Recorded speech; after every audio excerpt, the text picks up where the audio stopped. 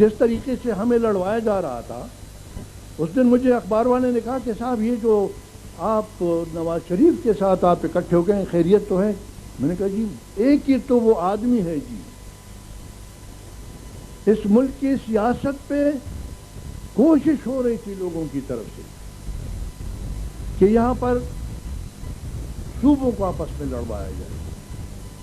پہلے وہ مشرقی پاکستان اور مغربی پاکستان کو لڑواتے رہے، اور پھر مغربی پاکستان میں آ کے جس کی طرف اشارہ کیا ہمارے ڈاکٹر عنایت اللہ صاحب نے، وفاق کے مسئلے پہ انہوں نے 1 یونٹ بنوایا اور چھوٹے صوبوں کے حقوق غصب کیے گی، اور وہاں سے ایک بنیاد پڑی نفرت کی، بے اعتمادی کی، دشمنی کی بنیاد پڑی کہ پنجاب اور چھوٹے صوبوں کو لڑوایا جائے۔ بہت پہلے بھٹو صاحب کی حکومت تھی، میں نے اس وقت بیان دیا تھا کہ اس ملک کے مسئلے کا حل صرف ایک ہی ہے۔ یہ مسئلے، یہ فیڈریشن کے مسئلے، وفاق کے مسئلے تب حل ہوں گے جب آپ کسی پنجابی وزیر اعظم کو، پنجابی کو وزیر اعظم بنائیں، تو تب مسئلہ حل ہوگا۔ میں نے تقریر کی لاہور میں، لاہور بار کو شام کو دعوت کی، کھر صاحب ان دنوں میں، مصطفیٰ کھر صاحب ان دنوں میں وہ گورنر تھے جی، ان کے گھر میں دعوت تھی، بھٹو صاحب بھی بیٹھے ہوئے تھے، تو میری شکایت کی بھٹو نے کہ یہ دیکھیں پنجاب کو اور لوگوں کو لڑوا رہا ہے، اور ایک دم سے مجھے کہتے ہیں کہ خان صاحب میں کل کی بات نہیں کر رہا، آج میں دفتر میں گیا، انہوں نے کہا کہ یہ اس محکمے میں یہ غیر پنجابی ہے، وہ محکمے میں غیر پنجابی ہے، یہ محکمے میں غیر پنجابی ہے، تو کہتے ہیں میں نے کہا کہ کچھ پرواہ نہیں، سب ہمارے بھائی ہیں۔ تو میں نے ہنس کے کہا، میں نے کہا کھر صاحب دلیل تو آپ نے میرے حق میں دی، میں تو یہی کہتا ہوں اگر پنجاب کا وزیر اعظم بنے گا تو اس کا مفاد اس میں ہوگا کہ اپنے چھوٹے صوبوں کے بھائیوں کو وہ خوش رکھے، وہ مطمئن رکھے، اور اگر آپ کسی بیٹھا ہوا تھا بھٹو، میں نے کہا اگر ایسی کسی سندھی وڈیرے کو آپ آگے کریں گے تو وہ پنجاب کے کندھے پہ بندوق رکھ کے چلائے گا تو ادھر سے گولی وہ وڈیرے کو نہیں پڑے گی، پنجاب کو پڑے گی۔ اسی چیز کا رستہ روکا واحد آدمی نواز شریف نے، اس نے ایک فضا اس ملک میں پیدا کی کہ وہ تلخی، وہ جو لوگوں کے اندر وہ جو شکوے تھے، شکایتیں تھی، جو دشمنی تھی پنجاب اور جھوٹے صوبوں کو، دوسرے صوبوں کو، وہ انہوں نے ختم کی۔ ہاں یہ دوسری بات ہے کہ آج ہمارے پیپل پارٹی کے جو کیا کہیں جی وزیر تھے کھر صاحب، ہر روز آتے ہیں جی پشاور سے اور کہتے ہیں کالا باغ بنا کے ہم رکھیں۔ اب وہ کوشش کر رہے ہیں کہ وہ جو فضا، جو بھائی چارے کی فضا، جو افہام و تفہیم کی فضا، جو اعتماد کی فضا میاں نواز شریف صاحب نے پیدا کیے، اس کو ختم کریں۔ ہم کہہ دیتے ہیں ان کو بالکل کھل کے سامنے، اور جیسے شروع میں نے کہا، ہم ان کو یہی کہیں گے، اخیر میں یہی کہوں گا کہ فیصلہ پیپل پارٹی نے خود کرنا ہے۔ آئین کی بات کریں گے تو ہم آئینی رستہ اختیار کریں گے، قانون کی بات کریں گے تو ہم قانونی رستہ اختیار کریں گے، جمہوریت کی بات کریں گے ہم جمہوریت کا رستہ اختیار کریں گے، شرافت کی بات کریں گے تو ہم شرافت کا رستہ اختیار کریں گے۔ ہاں اگر وہ کہتے ہیں نہیں ہم اس ملک میں بدماشی کریں گے تو ہم ان کو کہتے ہیں ہم نے انگریز کی بدماشی نہیں مانی، تیرے باپ کی بدماشی نہیں، تو کون ہوتا ہے کہ ہمارے ساتھ بدماشی کریں گے؟ بات بالکل ختم ہے جی۔ یعنی جو حکومت ملک میں امن قائم نہیں کر سکتی، اس کو کیا حق پہنچا ہے کہ یہاں پر جا کے حکمرانی کرے گی؟ کوئی ان کے یہ ہمارے کوئی جاگیردار ہیں؟ ہم ان کے کوئی ہاڑی ہیں کہ ہم ان کے کوئی زمیندار ہیں جی؟ اس ملک کے حاکم ہیں اس ملک میں، اور جو حکومت آپ کو قوم کو تحفظ نہیں دے سکتی، کیا حق پہنچا کہ وہ جا کے اس ملک کی حکمرانی کرے گی؟ اور اب تو بالکل بات کھل کے سامنے آئی ہے، اب تو ان کے پاس کوئی طریقہ ہی نہیں رہا، اور ماں سے باعث کے اب اس مسئلے کا حل بار والے ہم سے پوچھتے جی کراچی کے مسئلے کا کیا حل ہوگا؟ یہ کراچی کے مسئلے کا حل، کراچی کا مسئلہ سیاسی مسئلہ ہے، صرف سیاسی مسئلہ ہے، اور سیاسی مسئلے کا حل سیاسی ہونا چاہیے۔ اگر آپ سیاسی مسئلے کو فوجی طریقے سے حل کرنے کی کوشش کریں گے تو یہ تجربہ اس کے باپ نے کیا جی. ہم نے مشرقی پاکستان کے سیاسی مسئلے کو فوجی طریقے سے حل کرنے کی کوشش کی. نتیجہ ظاہر ہے کہ اپنا ملک ہم نے توڑا اور اپنے فوج کو ذلیل کروایا. 1 لاکھ فوجی ہم نے ہندوستان کے قید میں کیا. اب بھی ہم یہ کہتے ہیں 2.5 سال تک سندھ فوج کے تحویل میں رہا. ہم اس وقت سے یہی کہتے رہے کہ یہ فوج جو ہے یہ کوئی پیپل پارٹی کی فوج نہیں، یہ پاکستان کی فوج ہے.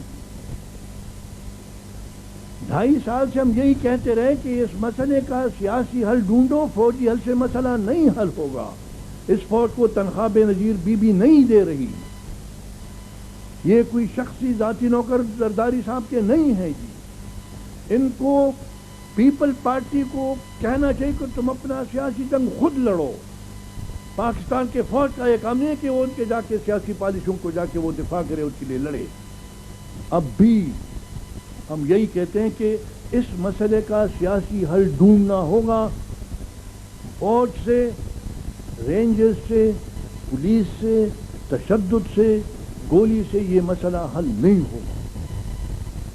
ایک ہی طریقہ ہے اور وہ ہے سیاسی طریقہ، اور وہ بالکل ظاہر ہے جی. کیونکہ یہ سوال میں ہر جگہ پوچھتا ہوں، معلوم نہیں اخبار میں بات چھپتی ہے نہیں چھپتی، بار بار یہ بات کہنی پڑتی ہے کہ ہم صرف یہ پوچھنا چاہتے ہیں کہ کراچی کو لے لیجیے، کراچی کے مسئلے کا حل ڈھونڈنا ہوگا تو کراچی کے عوام اس میں شامل ہوں گے. تو کراچی کے عوام کی نمائندگی کون کرتا ہے؟ پیپل پارٹی کرتی ہے؟ نہیں. مسلم لیگ کرتی ہے؟ نہیں. ANP کرتی ہے؟ نہیں. تو کراچی کے عوام کی نمائندہ جماعت جو ہے وہ تو MQM ہے جی. کچھ بھی ان کی اپنی پالیسی، مگر جب تک MQM کو آپ نہیں بٹھائیں گے، ان کے ساتھ سمجھوتا نہیں ہوگا، آجا آپ اس کو اس سیاسی عمل میں شریک نہیں کریں گے، یہ مسئلہ حل نہیں ہوگا. بات بالکل واضح ہے جی. ہمیں اس سے کوئی غرض نہیں.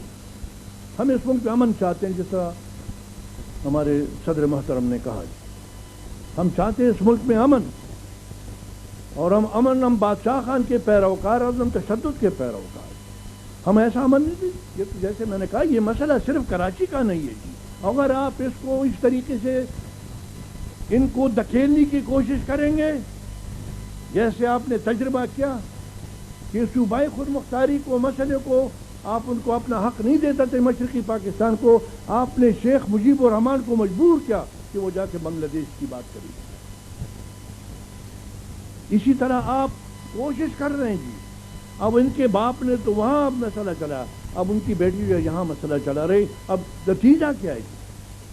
آج آفاق صاحب اخبارات میں بیان دیتے ہیں کہ ہم کو علیحدہ صوبہ دو. سوچنے کی بات ہے. یہ جو مسئلہ کراچی کا اٹھا ہے یہ، اس میں فوج سیدھے ہم دیکھیے صاحب، ہم ڈرنے والے نہیں. ہم تو ملک کی بات کرتے ہیں، ملک کی وفات کی بات کرتے ہیں، سب کے منہ پہ سچی بات کہتی ہیں. جس طرح حاجی صاحب نے کہا کہ بہتر جہاد وہ ہے کہ کسی جابر حاکم کے سامنے سچ بات پوچھتے ہیں کہ وہ قوتیں جنہوں نے ملک جو اس کو MQM کو تقسیم کیا، وہ قوتیں جس کا فوج سے تعلق ہے جنہوں نے فوج کو تقسیم کیا، کیا آفاق صاحب کی جو یہ اس کا جو مطالبہ ہے اس میں وہی فوجی بھی شریک ہیں جی؟ یہ بھی سوچنے والی بات ہوئی ہے. اور بات تو ہم سب کے منہ پہ کہیں گے. مجھے یاد ہے ایک دفعہ میں پنڈی پریس کلب میں گیا تو ایک صحافی کھڑا ہو کے مجھے کہہ رہے کہ خان صاحب ایک بہت ہی عجیب مسئلہ اٹھا ہے. کہتے اس دن ہمیں ضیاء صاحب نے بلایا اور کہا کہ بھائی اسلام میں کوئی اپوزیشن کی پارٹی نہیں، کوئی حزب اختلاف نہیں، وہاں تو صرف حزب اللہ ہے. اپوزیشن جو ہے وہ غیر اسلامی حرکت ہے. تو میں نے ہنس کے کہا، میں نے کہا ضیاء صاحب سے آج کل ہمارے ذرا تعلقات کشیدہ ہیں، وہ مل نہیں رہے اور نہ ہمیں کوئی ارادہ ہے ان کے پاس جانے کا. مگر میں نے کہا جب آپ جائیں خالص اسلام کی بات کرتے تو ہم بھی خالص اسلامی بات کریں گے. آج کی بات نہیں، ذرا ان کو پیچھے لے جائیں. ان کو کہیں کہ ایک امیر المومنین کا نام تھا، اس کا لڑکا تھا، اس کا نام تھا یزید. ایک دوسرے امیر المومنین صاحب کے صاحب ان کا نام تھا حضرت حسین رضی اللہ عنہ. تو ان کو کہیں جرنیل صاحب سے پوچھیں کہ جب یزید نے خلافت کا دعویٰ کیا تو حسین نے بیعت کی ہے کہ نہیں کی؟ تو اتنے میں ایک نوجوان کھڑا، اس نے کہا سر داد نہ داد دست در دست یزید. اس نے کہا کہ حسین نے تو اپنا سر دیا مگر اس کے ہاتھ میں بیعت کا ہاتھ نہیں ڈالا. میں نے کہا جزاک اللہ. تو میں نے کہا جاؤ کہو جاؤ رکھو ہے اس میں ہمت کے کہیں جو حضرت حسین نے جو کردار کیا وہ غیر اسلامی ہے، کہے اگر ہے اس میں ہمت. اور اگر وہ غیر اسلامی نہیں ہے تو اس کو کہو کہ ہمارا سر کسی عامر کے سامنے نہیں جھکا، تم لگے رہو، تم سنت حسین یزیدی ادا کرو اور انشاءاللہ ہم سنت حسینی ادا کر کے بالمقابل میں لڑیں گے. یہ اس طریقے سے بات کرنی تھی. ہمیں کیا پڑھے؟ ہمیں نہ پرمٹ چاہیے، نہ لائسنس چاہیے، نہ وزارت چاہیے، نہ صدارت چاہیے. قوم کی بات کرتے ہیں، کوئی مانتا ہے مانے نہیں مانتے تو ہم کسی سے ڈرنے اور جھکنے اور بھاگنے والے نہیں ہیں. یہ آپ کا کردار، اس پارٹی کا یہ کردار ہے. آپ نے کھڑے ہو کے اس قسم کی حرکتوں کو روکنا ہے. اور کوئی قوم نے بھی ثابت کر دیا جی، قوم نے ابھی ثابت کر دیا. پہیا جام کے سلسلے میں جو کچھ قوم نے دیکھا، قوم نکلی باہر، لاٹھی چارج کا مقابلہ کیا، گولیوں کا مقابلہ کیا، جیل خانے بھرنے کا پروگرام چلا. آج بھی میں کہتا ہوں اگر آج نواز شریف یہ کال دے اور لوگوں کو کہ نکلو، میں کہتا ہوں کہ سارے لوگ نکلو گے کہ نہیں نکلو گے اگر نواز نہیں دیا جی؟ بالکل جی، یہ تو ظاہر بات ہے جی. اب کہتے ہیں بھائی لوگ بھوکوں مر رہے ہیں. وہ کہتے ہیں جی میں نے 120 ارب روپیہ دیا کراچی کو. بھائی وہ کہتے ہیں آٹا نہیں ہے، آپ کہتے ہیں جی بجلی لا رہے ہیں. کیا لگا یعنی کوئی سوچے تو. آج آپ ریزولوشن پاس کرتے ہیں کہ شہر عروس البلاد جس کو کہتے ہیں، کراچی میں ایسے علاقے ہیں جہاں پینے کا صاف پانی نہیں ہے،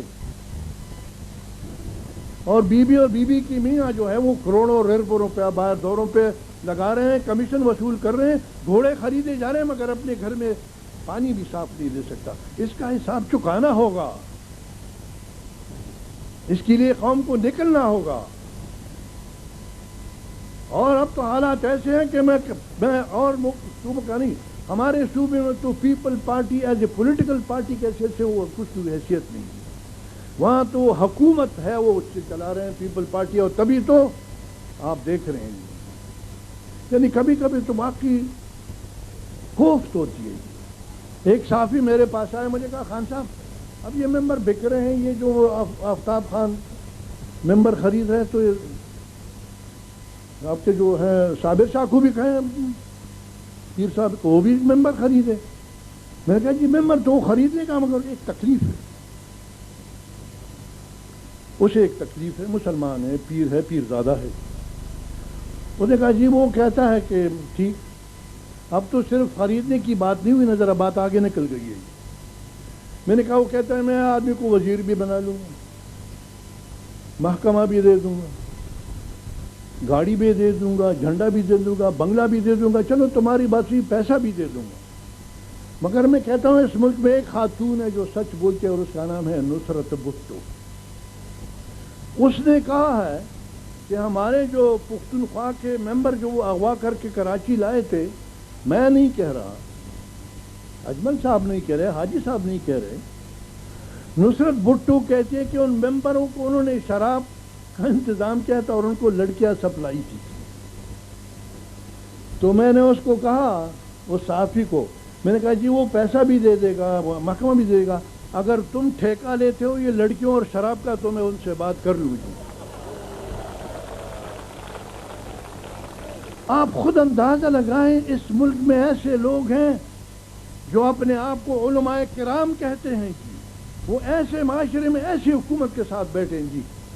ایک کیا بات کہیں گے. اس دن ایک صاحب اٹھے جلسے میں کہتے جی اس کے خارجہ پالیسی میں یہ کمی ہے، یہ خرابی ہے، یہ انہوں نے یہ غلطی کی، وہ غلطی کی، یہ بددیانتی کی. میں جب اٹھا تو میں نے کہا جی دیکھیے وہ پرانی باتیں چھوڑیں، اب انشاءاللہ سب ٹھیک ہو جائے گا. وہ بڑا حیران میری طرف دیکھ کے اسٹیج پہ بیٹھا ہے.